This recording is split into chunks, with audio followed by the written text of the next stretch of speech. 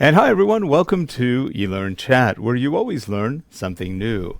I'm Rick Zanotti, and I'm joined today by my good friend coming to us from Great Britain, the only place allowed to visit the U.S. right now, Lesley Price. I think she might have finagled this herself. She's powerful. She has those Celtic spirits. But anyway, Lesley, how are you? I'm very, very good. Thank you. Very, very good. And Just and we're getting over all the storms. yeah, and for those who don't know, Lesley is with www.learnappeal.org.uk. That is a charity that helps those who can't easily help themselves across the world, in the third world, and in other places, bringing education and online learning to help people stay in their communities and be productive members of it. So anyway, it's a great charity. If you have a chance, check it out, help out. There's always a need for help and other things. And on the mixer and the video switcher, we've got Harold Muliati. And our special guest today is Joe Ganci. eLearning Joe is back. Here we go.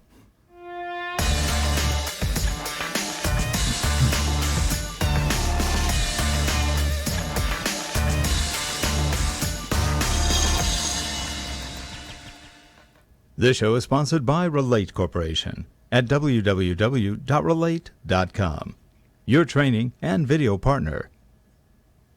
Hello, I'm Peter Baker. Please visit voiceovermasterclass.com to see details of the training courses I have on offer for new and existing voice talents to further their career by enhancing voice and technical skills, as well as essential marketing tips. And we are back, and in that center position of power, we've got Joe. Joe, how are you? Doing well, thank you. I'm about, well, I wouldn't say halfway, but I'm about 5 hours of flight away from Rick and 6 or 7 hours away from Lesley. So I'm about halfway. About halfway. And, Outside well, you Washington, know, D.C., yeah. I joked a little bit about Lesley being one of the few that's allowed to visit us, but as everyone's probably aware, the COVID virus is now an official pandemic. That's the first time I think I've actually heard that phrase, especially in the U.S. since I've been alive. We really haven't had any pandemics. We've talked about them ad nauseum. At least I can't think of any pandemic. I guess the Spanish flu was a pandemic that hit us. So I guess that was our pandemic back when, but we're not that old. And it is affecting all of us. In fact, we were talking a little bit pre-show that we've been now. Lesley's busy with Learn Appeal, but I know Joe and I were talking that we've been slower than we've been in other times during the year, and that's partly because of virus and things are moving. Projects are being held up, either canceled. Business continuity is rising among companies. They're very afraid of closing call centers, plants, manufacturing processes. This is a pretty big economic issue that's affecting all of us, I think, at one point or another. So, I'll be blatant about it. If you have any work you need done in e-learning, helping people convert things from instructor-led to online, which may be a real possibility over the next 6 months, we can all help. Joe can help. We can help.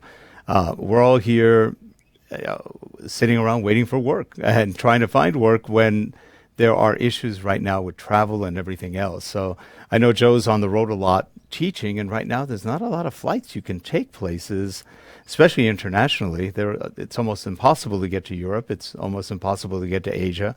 So it's an issue. It's something that we're all kind of dealing with. And by the way, if you do need training, Joe is one of the best trainers I know of. He's great. So I can gratuitously promote him because I really do respect what Joe can do. And he runs a fun class, but you'll learn a lot. And that's the important thing. So other than that, okay. One of the things they've actually been saying is that when they're asking people to stay at home, there is now huge potential for online, for people, because people are going to have to use technology. And one of the things they could actually do is, online training, online learning. But you just wonder how many companies are actually prepared for it. Not that many. And how many are going to play catch up? True. We are fortunate in that, of course, when the Spanish flu happened in 1918, I think it was, we didn't have technology at the time that we could use. But people had to stay home, and what they were doing were reading books and such. That was about it. Now, most of us, a lot of us anyway, have access to fast internet access, and that means that we have the ability to go and look at the very least, instructional videos online, but even better, in interactive courses online. We don't have to go. In fact, if you look at so many universities now are offering a distance learning, and it's amazing when you think about it how little many of the students that take the distance learning are spending the same on tuition as someone who is there in person, but the university doesn't have to provide any classroom space for them or anything. They're making more money on the students, but the students are also saving because they don't have to, pay rent on dorms and travel and all that as well. By the way, we did have a pandemic. We did have a pandemic just about 11 years ago, Rick. Yeah, what I was also going to say. Which one was that one? What I was Not also SARS, going to was say it?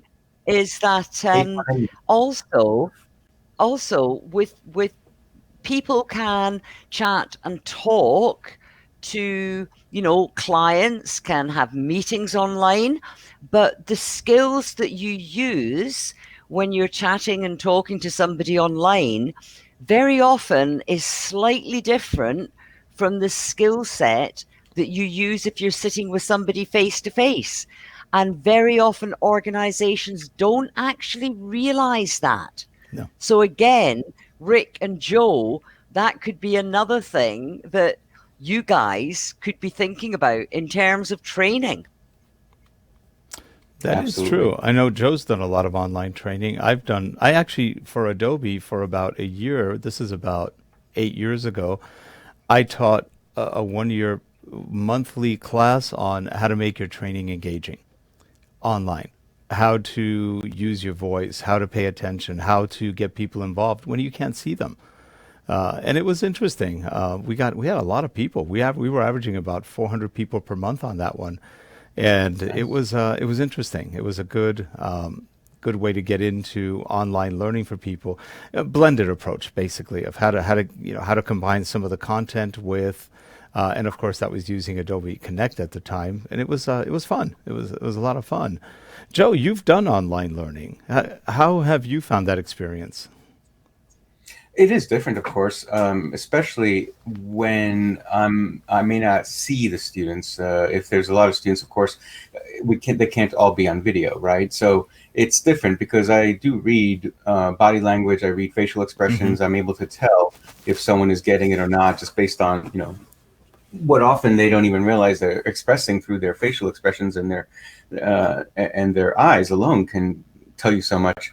At any rate, it is different, and so there are different ways to make sure that people are staying engaged, and these are things that normally I don't have to do in a classroom, but I do find myself having to do online.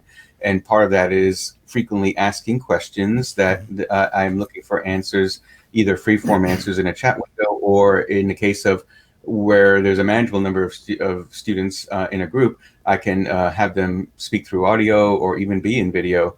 So, there are different ways of doing it, but it's very, very important that we just don't assume it. Just like we see so many make the mistake of taking a classroom or boardroom course. The subject matter expert has now been tasked to teach such and such within the organization, and they do a great job doing it in a boardroom or a classroom within the organization. They are able to demonstrate things, and also they have a blackboard, whiteboard, or a PowerPoint behind them, and the people are able to ask questions, and the instructor is able to also engage them in asking questions in return.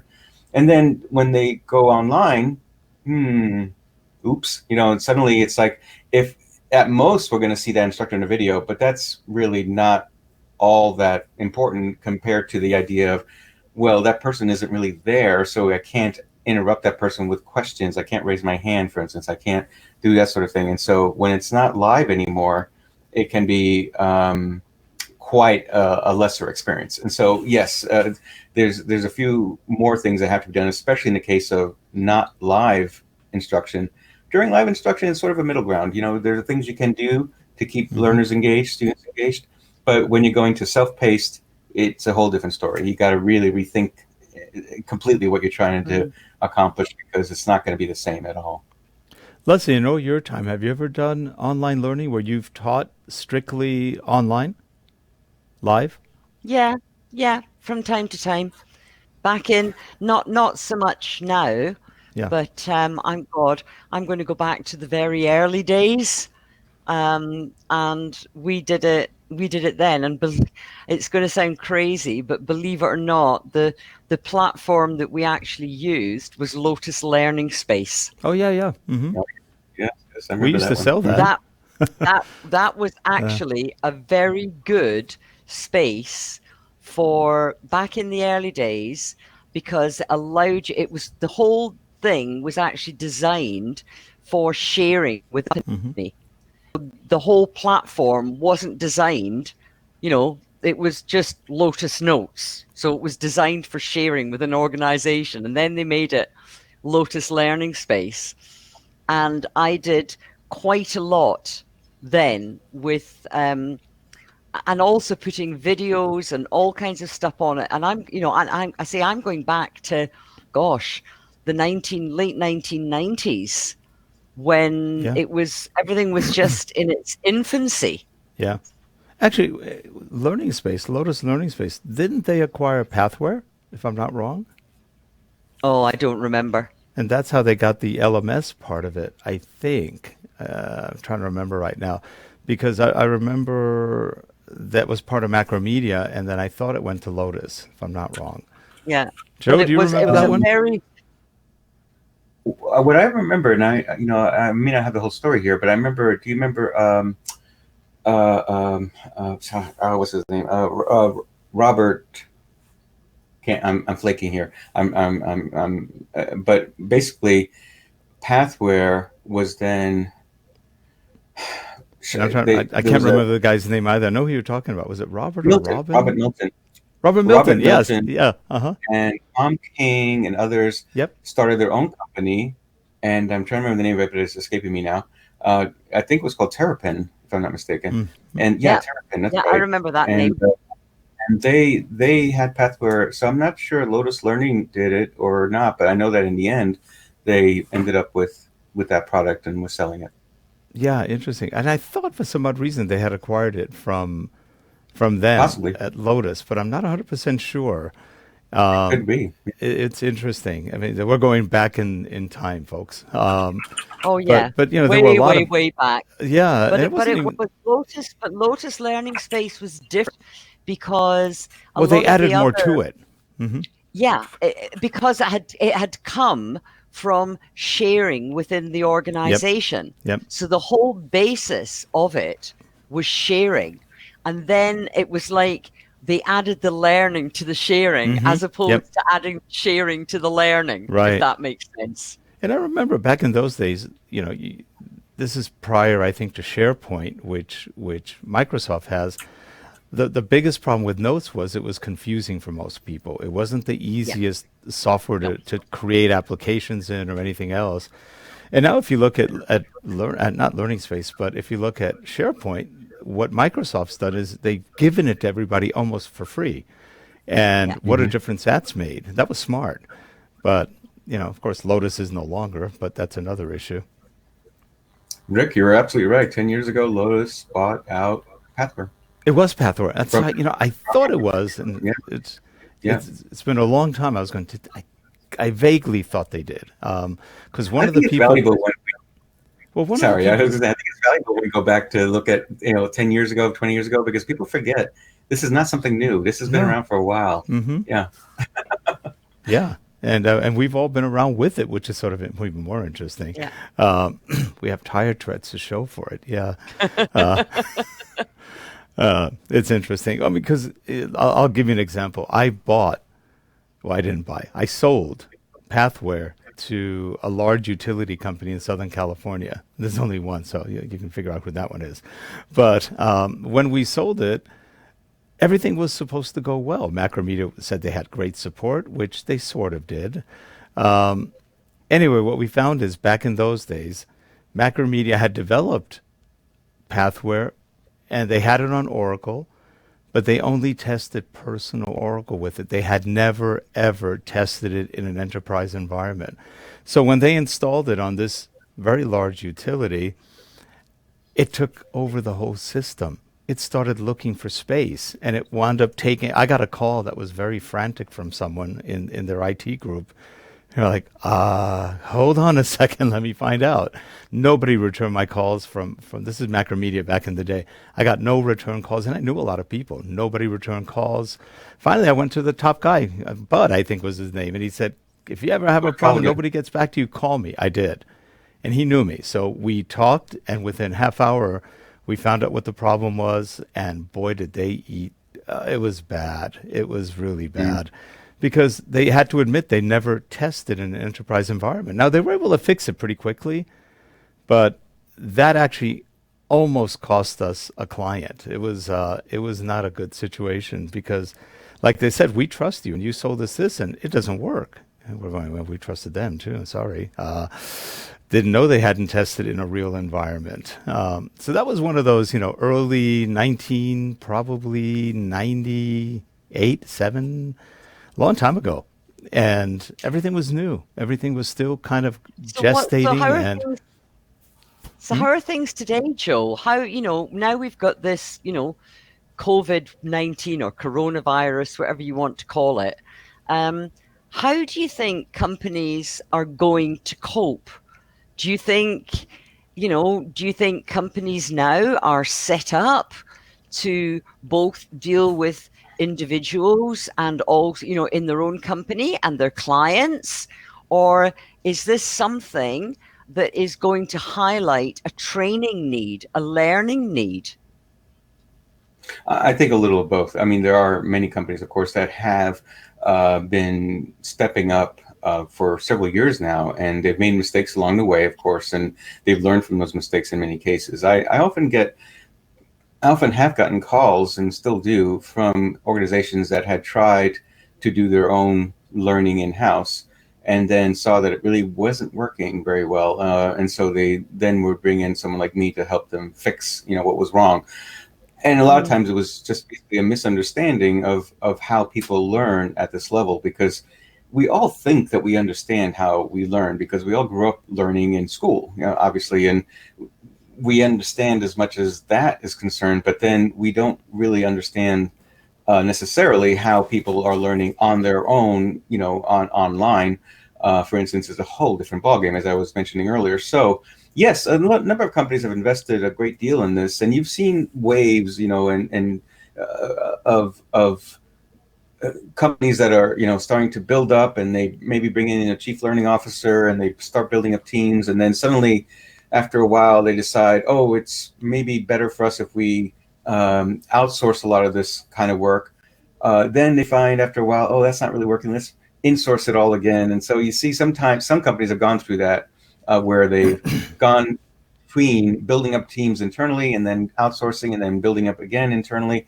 Others have stuck with one or the other. And, some of them have done well and other ones not so well. So I've seen examples of learning that has been done within organizations that I thought were stellar. I mean, just really well done, really interactive, interesting, engaging, and not pedantic, linear, boring type of stuff. Because I don't say that as a critique as much as I say that as a fact of life, that people just don't learn from something that is linear, hit next, right?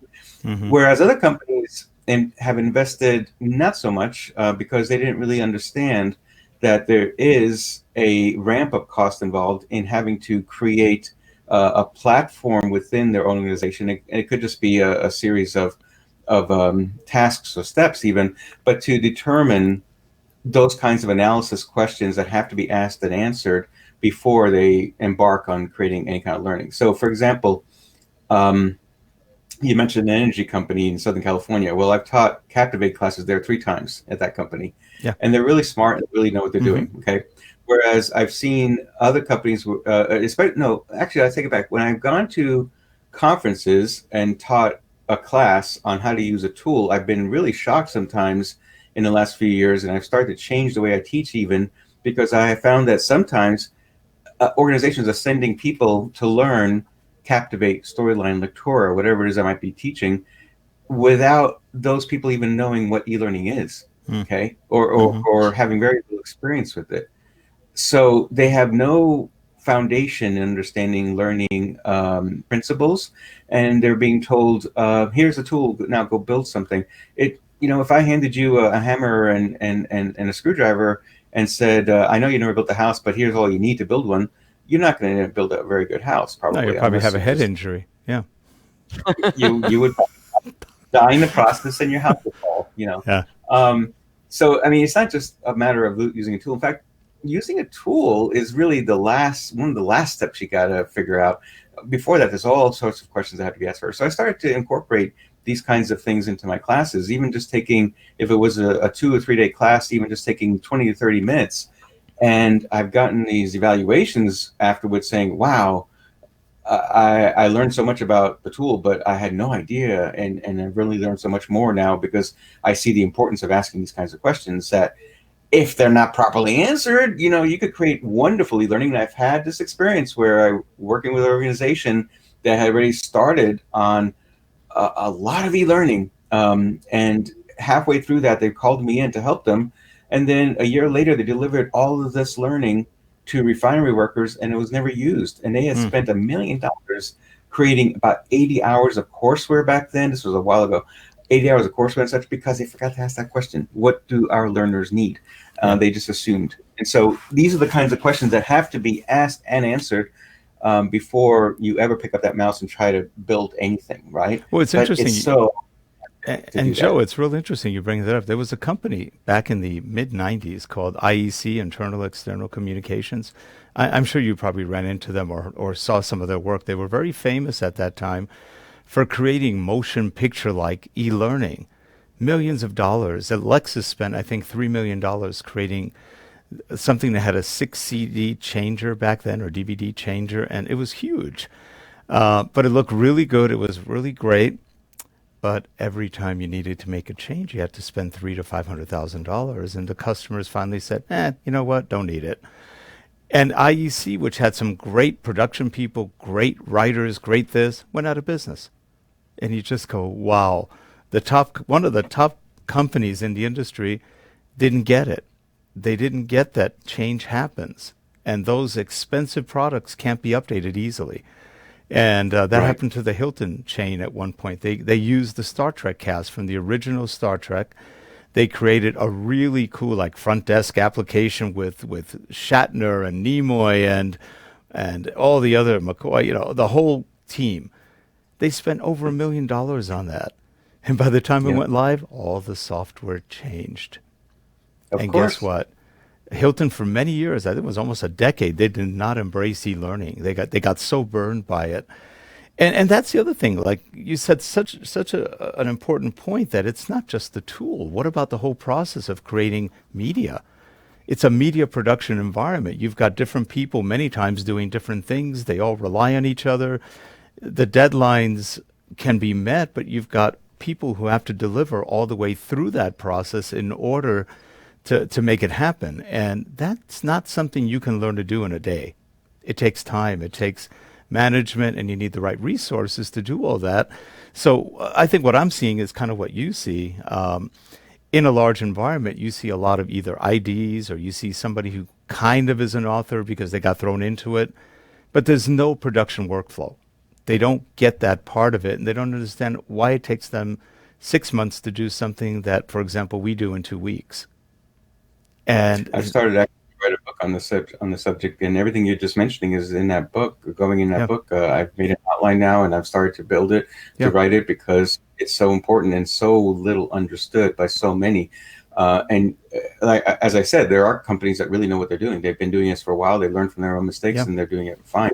But every single day, one thing I've heard, and I'm starting to really believe it, is you won't run out of work if you're just catering to the newcomers in this industry. Right. And it's because there are so many coming in every day. Okay. Mm-hmm. It may not be as much fun for you to build something for newcomers, although I don't mind. I think I love when I see people's eyes get wide and go, oh, I get it. That sort of thing. But if you're only focusing on pushing the envelope and always making things the coolest, stuff ever. And that means only the more advanced learning developers out there would be interested in that sort of thing, because they already have the foundational stuff. You're not going to have as many of those people out there looking for that. So whereas honestly, I love extending tools with JavaScript and such. I've done some fantastic work with clients because of that.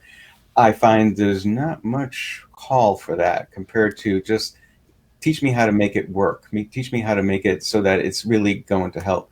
And listen, Rick, everything you just said, and Lesley too, I would not create a course nowadays ever, and never did actually, that it was just text, right?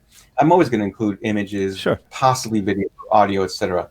But I'm reminded of a session I sat in a while ago at a conference where the presenter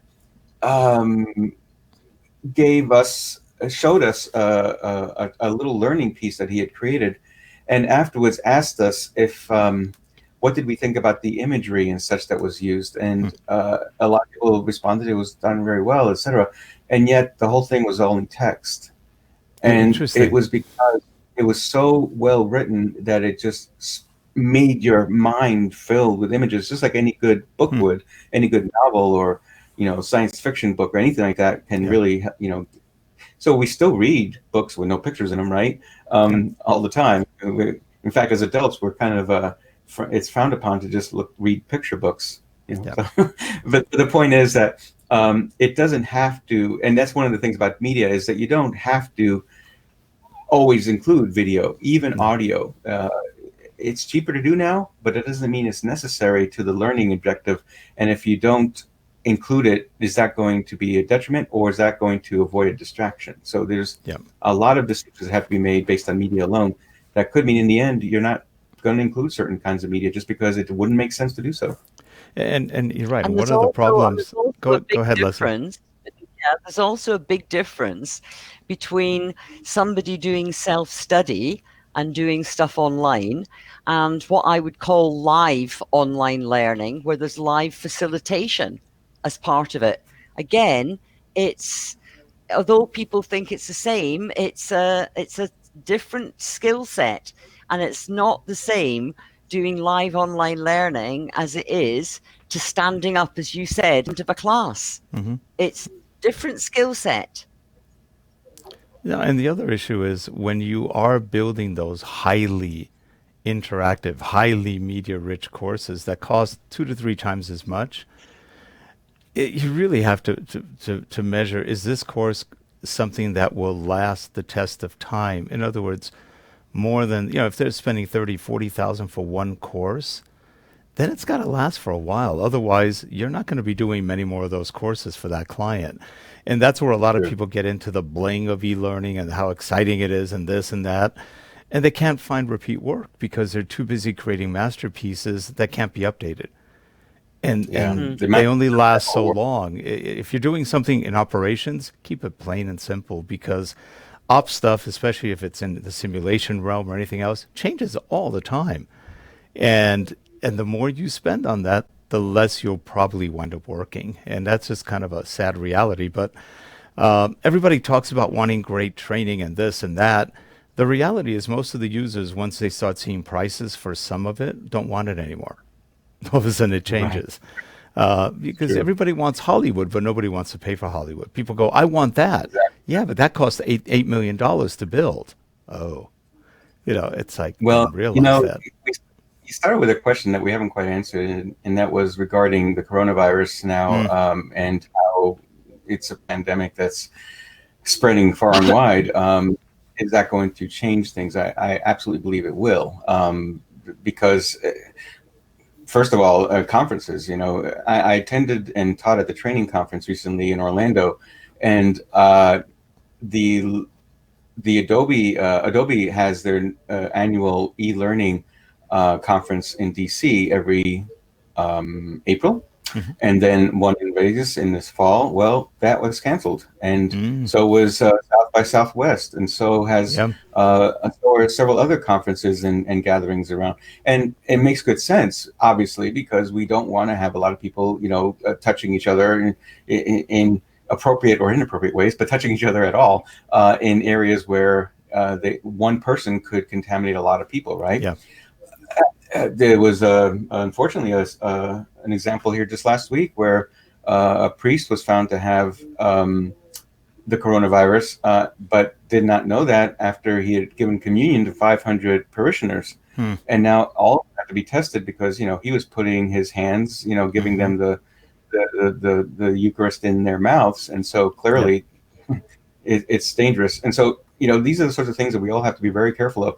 Yes, it's going to change things. Yes, some of these conferences are moving to online versions. I'm a director with the International Association for Blended Learning. And last year we had a conference in Dubai, and the year before that we had it in Warsaw. The year before that was in Toronto, and the year before that was in Greece. And that's when we got started. Well, this year we had not planned to have a physical conference. Even before all this happened, we had been planning an online conference, which is going to be held on April 22nd. It's going to be 24 hours, $20 for 24 hours, by the way.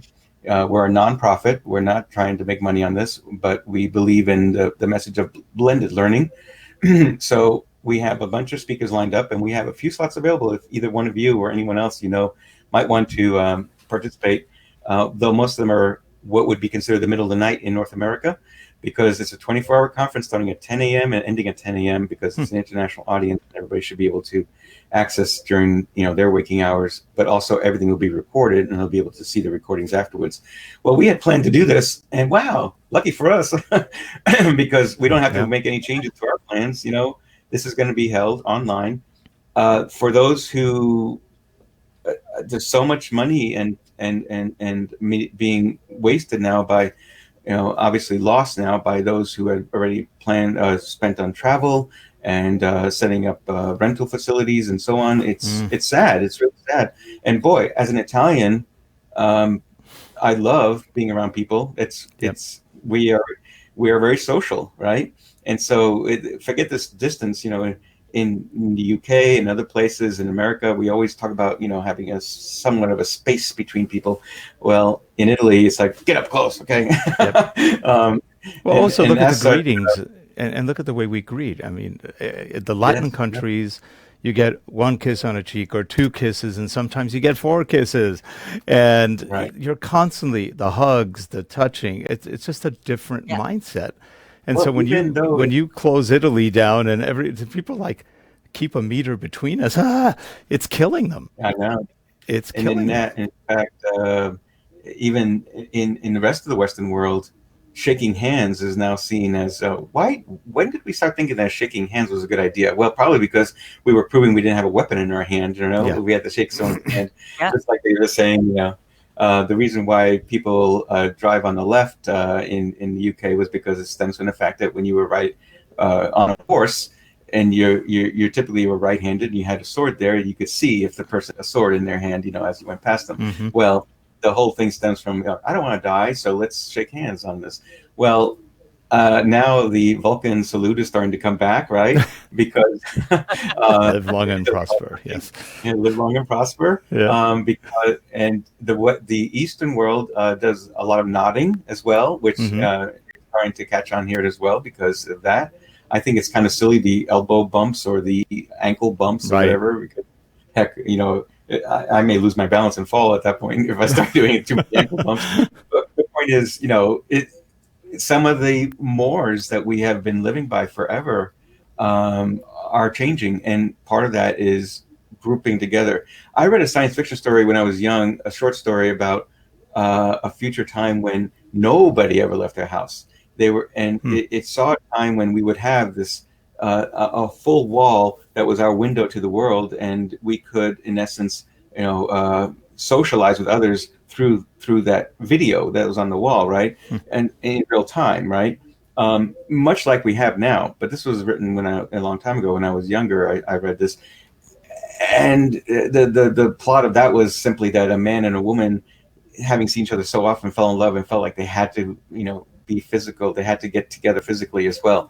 I don't know how they had children back then. You can't do it through a screen wall. But at any rate, it's now happening where we're having to learn not to be so sociable, at least for the time being. And we'll see if things will change. But yes, a lot.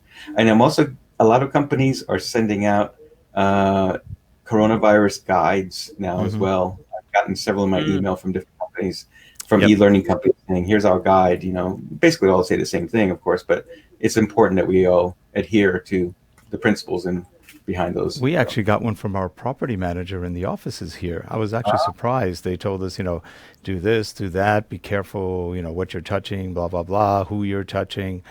It's just interesting. I don't have a fatalistic approach. I just figure those are, I guess, good things. But the reality is, if you do get it, chances are nothing will happen to you. Chances are.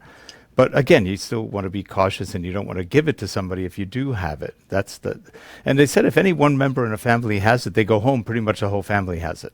Oh, sure. Yeah. And of course, younger people not as affected as older people, though it's starting to change now. As I saw that people as young as 18 are being admitted to the hospital in Italy now. Right. But it's usually affecting older people. And hey, I'm going to be 60 this year. And I'm thinking, well, hey, 60, people used to die when they were 30. So if I die this year, well, from coronavirus, at least I've lived 60 years, right? That's true. And since younger people are not being as affected, maybe in the end, we'll just, old people will just die off, right? Sure. Give it to the young. Oh, give it back to the young. Joe. It's like a bad version of Logan's Run. Yeah. Yeah, exactly. Old movie. Great movie. Great movie, by the way. Can we shut him up now, please, Rick? I'm joking. Obviously, it's a serious situation that we all have to be. I'm well over 60, Joe. Oh, you're not that well over. You're just a little over. Oh, yeah. A few years. I'm more over than you are, so. Okay. Oh, I'm the youngest one here? Fantastic. I'm the oldest guy here, yeah. Joe's the young one. Joe's the young one. I'm usually not the youngest person in the room anymore, and certainly when I watch TV or go to TV, he's the bambino right now. He's the little one. Yeah, but when I see a movie or watch TV now, I'm thinking, how did everybody get younger than I am? I know. It's fine. It's fine. Yeah, it's going to change, and I think this will be a harbinger year. Things will change quite a bit this year. I don't think we have no real defense against coronavirus as of yet, and so we have to take measures, and that means moving online is going to become paramount, especially because traveling is going to be much more difficult. Yes, a lot of companies, like the travel companies, are going to suffer from that, just like happens in any big chain society.